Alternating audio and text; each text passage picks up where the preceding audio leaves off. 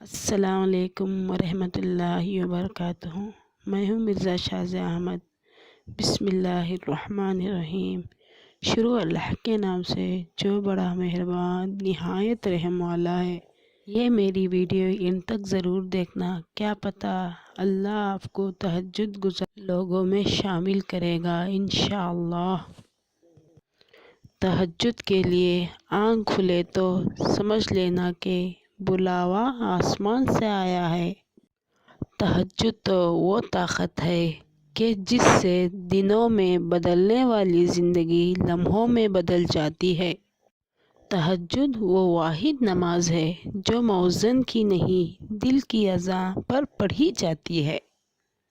تہجد رات کی تاریکیوں میں ایک ایسا سنہرا لمحہ ہوتا ہے جب ایک بندہ اپنے اللہ سے سرگوشیوں میں گفتگو کرتا ہے، جب عرش اور فرش میں کوئی فاصلہ باقی نہیں رہتا اور نہ ہی آنسوؤں پر کوئی اختیار ہوتا ہے۔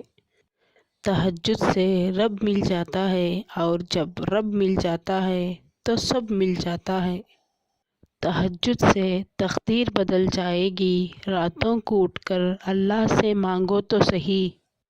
تہجد بہت لاڈلی عبادت ہے، اور اس عبادت تک جو پہنچ گیا وہ اللہ کا بہت لاڈلا ہے۔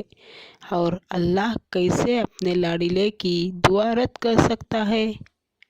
اللہ دل کی باتیں سن لیتا ہے، پھر چاہے زبان سے کوئی حرف ادا ہو یا نہ ہو۔ وہ رب انہی کو دیتا ہے جو اس پر یقین رکھتے ہیں۔ جہاں مایوسی ہو وہاں ہاتھ خالی رہ جاتے ہیں۔ تہجد کی دعائیں تو معجزوں کا عکس ہوتی ہیں۔ وہ جو عرش پر جا کر تہلکہ مچا دیتی ہیں وہ ہوتی ہیں تہجد کی دعائیں۔ وہ جو اللہ سے مانگنے سے پہلے ہی قبول ہو جاتے ہیں وہ ہوتی ہیں تہجد کی دعائیں۔ تہجد کے وقت اللہ بہت قریب محسوس ہوتا ہے، بس لگتا ہے وہ کہہ رہا ہے کوئی جو مجھ سے مانگے اور میں عطا کروں گا۔ کتنی پر اثر ہوتی ہیں وہ شدتیں جو ہمیں تہجد تک کھینچ لاتی ہیں۔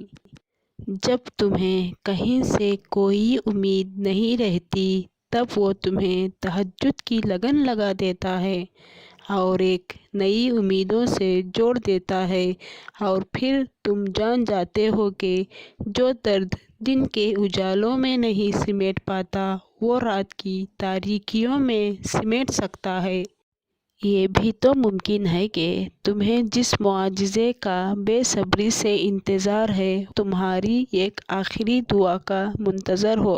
بے شک لوگ لاکھ کہیں یہ ممکن نہیں، لیکن تہجد سے تقدیریں بدلتی بھی دیکھی گئی ہیں۔ جو دکھ رات کو سونے نہ دیں، ان دکھوں کا مرہم تہجد کے سجدے میں ہے۔ جن تکلیفوں کا علاج کہیں نہیں، ان تکلیفوں کی دوا تہجد کے سجدے میں ہے۔ ایک درد بھری رات اللہ کے روبرو بیٹھ کر گزاری جائے تو زندگی کی باقی راتیں جاگ کر گزارنی نہیں پڑتیں۔ واقعات، حادثات اور حالات خود پیدا نہیں ہوتے۔ کسی کا زندگی میں آنا اور چلے جانا اتفاق نہیں ہوتا۔ ہر چیز میں مصلحت پوشیدہ ہوتی ہے۔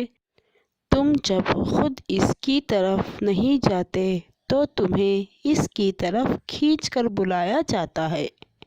تم تہجد تک خود نہیں جاتے بلکہ تہجد کو تم تک لایا جاتا ہے۔ تم سجدوں کو نہیں چنتے بلکہ تمہیں سجدوں کے لیے چنا جاتا ہے۔ تہجد میں آنکھ سے گرنے والے آنسو اکثر دعاؤں کی قبولیت کا وسیلہ بن جاتے ہیں۔ سجدے طویل کرنے سے مشکلیں قلیل ہو جاتی ہیں۔ اور جانتے ہو سکون کیا ہے؟ اپنے رب سے تنہائی میں بیٹھ کر گفتگو کرنا۔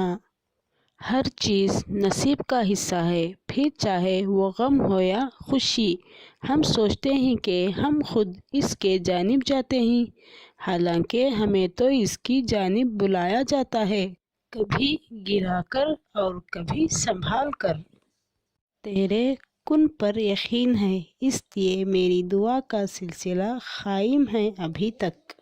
تہجد کے وقت اٹھنے والا شخص انتہائی خوش قسمت ہوتا ہے جو اپنے بستر کو چھوڑ کر اللہ سے ملتا ہے۔ اللہ حافظ۔